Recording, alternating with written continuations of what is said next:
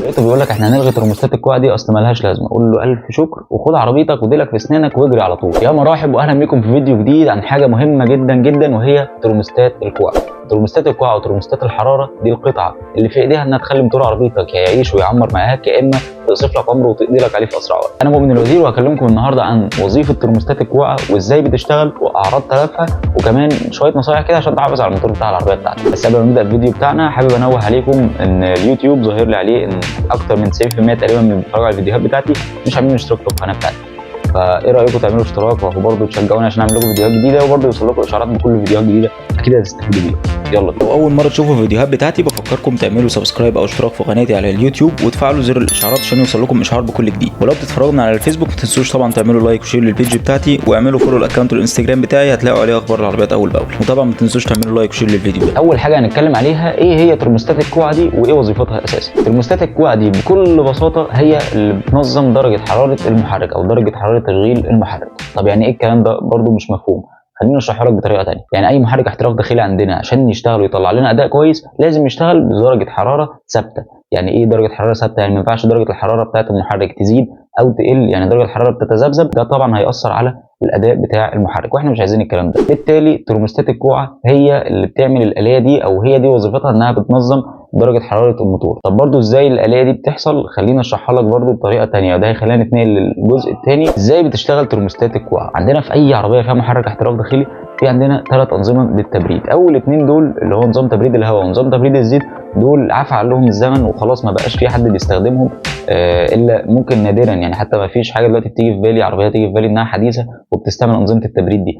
اكتر نظام تبريد بيثبت كفاءه اللي هو نظام التبريد اللي بيبقى جواه سائل تبريد، ده اللي احنا هنتكلم عليه وده اللي بيبقى فيه ترموستات الكوع. طب خليني بقى اشرح لك ترموستات الكوع بتشتغل ازاي.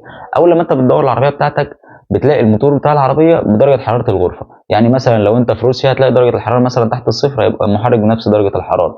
انت مثلا في دوله من دول الخليج درجه الحراره 45 و50، برضه درجه حراره المحرك تبقى نفس الدرجه. ولكن طبعا المحرك ما بيشتغلش على درجه الحراره دي. ولنفترض مثلا درجه حراره تشغيل المحرك هي 90 درجه، فانت اول لما هتدور العربيه طبعا هي مش هتدخل لك سائل التبريد على طول جوه المحرك، لان كان المحرك هياخد وقت اطول على ما يسخن. فاللي بيحصل ان ترموستات الكوع دي عامله زي الباب، بتبقى فاصله ما بين التبريد بتاع المحرك وما بين المحرك نفسه. اول لما المحرك بتدوره هي بتفضل لسه منكمشه وقافله الصمام اللي بيعدي سائل التبريد جوه المحرك. اول لما درجه حراره التشغيل توصل ل 90 درجه اللي هي درجه التشغيل اللي احنا حافظينها اللي احنا عارفينها اللي احنا بنشتغل عليها او اللي الموتور هيشتغل عليها عشان يطلع لنا اداء كويس، بتبدا الصمام ده ان هو بدل ما هو منكمش بيبدا ان هو يتمدد سنه بسنه، بيبقى جواه زي ماده بتتاثر بالحراره بتتمدد بالحراره. فده هيفتح الصمام بتاع سائل التبريد عشان سائل التبريد يعدي جوه غرفه المحرك، يعدي قصدي جوه المجاري بتاعت التبريد جوه المحرك، ويبدا المحرك يحافظ على درجه حراره التشغيل اللي هي 90 درجه على سبيل المثال. اظن كده ان انا بسطتها لكم وفهمتها لكم بصوره بسيطه جدا. هو يعني ممكن تحسوا انها معقده شويه بس هو النظام يعني حاجه بسيطه جدا، هي قطعه بسيطه جدا جدا جدا ولكن ليها تاثير كبير. خلينا نتنقل لثالث حاجه وهي ايه هي اعراض تلف ترموستات الكوع. خلينا متفقين ان ترموستات الكوع بتبوظ بطريقتين، يا اما تبوظ وهي مفتوحه يا اما تبوظ وهي مقفوله. ولو باظت وهي مقفوله دي اوحش بكتير من انها تبوظ وهي مفتوحه. خلينا نتكلم في الحاله الاولى اللي هي لو ترموستات الكوع باظت وهي مفتوحه، يعني فضلت متمدده وفضل الصمام بتاع التبريد مفتوح وبتدخل على طول. اول لما تدور العربيه بتاعتك تدخل سائل التبريد على المحرك. اللي هيحصل في الحاله دي ان انت اول لما تدور العربيه بتاعتك هتلاقي ان العربيه بتدور ببطء شديد. يعني العربيه مثلا نقول انها بتسخن مثلا في 5 دقائق، تلاقي العربيه مثلا بتسخن في ربع ساعه 10 دقائق ايا يكن. تاني حاجه هتلاحظها وهي ان استهلاك البنزين هيبقى كتير، لان طبعا العربيه هتاخد وقت كبير جدا عشان تسخن. وفي نفس الوقت او برضه نقطه كمان، ممكن وانت ماشي يعني ماشي على سرعه متوسطه مثلا بس في طريق مفتوح، مع الوقت ممكن تلاقي امبير بتاع الحراره او عداد الحراره نزل. لما تلاقي عداد الحراره نزل اعرف ان انت كده في مشكله في ترموستات الكوع. فاول ما تلاقي ال3 حاجات دول مشتركين مع بعض اعرف ان دي كده ترموستات الكوع ودعت. خلونا بقى نتنقل للحاله الثانيه. لو ترموستات الكوع فضلت لا قدر الله مقفوله، تعرف منين انها تلفه او تعرف منين انها باظت وهي مقفوله؟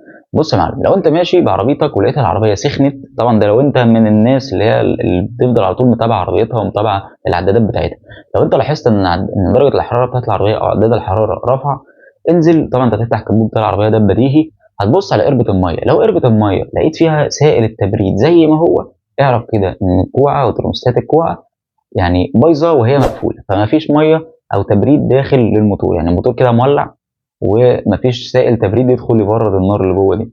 فبالتالي انت كده لو لحقته في الاول هتلحق العربيه بتاعتك بدون تلف او اضرار قليله.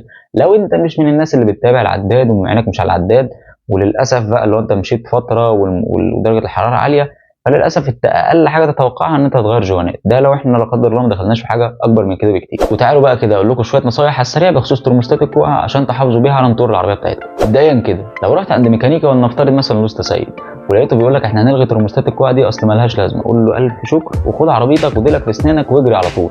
ده شخص حتى انت ما تامنلوش يغير لك زيت وفلتر للعربيه. تاني حاجه وهي ترموستات الكوعه نفسها. ترموستات الكوعه تجيبها من التوكيل بس او تجيبها من موزع معتمد. اي حد في الاثنين دول او اي حد خارج الاثنين دول يعني ابوس دماغك ما تجيبهاش منه، عشان يعني دي انت مش حق، انت ما تزعلش مني، انت مش فار تجارب، انت مش هتجرب في حد قطع غيره اصليه ولا مش اصليه، خاصه في قطعه مهمه زي دي اللي هي يعني ممكن تطير لك الشورت بلوك بتاع العربيه في مره واحده. وبرده لما تيجي تركبها يا تركبها في التوكيل يا تركبها عند مركز خدمه معتمد. اي حد خارج الاثنين دول برده ابوس دماغك بلاش، عشان ممكن يركبها لك غلط، ممكن ايا كان اي مشكله تحصل فيهم انت مش حملها. صدقني انت مش تبقى حمل ان بسبب قطعه بسيطه زي دي تبوظ لك الدنيا. ترموستات القاعده دي تغيرها امتى؟ لو انت عايز تاخد بنصيحتي وعشان تنسى موضوع الحراره والكلام ده كله من ناحيه ترموستات الكوعه، غيرها ما بين ال 80 لل 100 الف كيلو. كل 80 و 100 الف كيلو غير، يعني كل 80 الف كيلو او 100 الف كيلو ارمي الترموستات القديمه وحط ترموستات جديده. خلي برضه التانيين عندك سبير عشان مثلا لا قدر الله واحده قفشت، واحده عملت مش عارف ايه،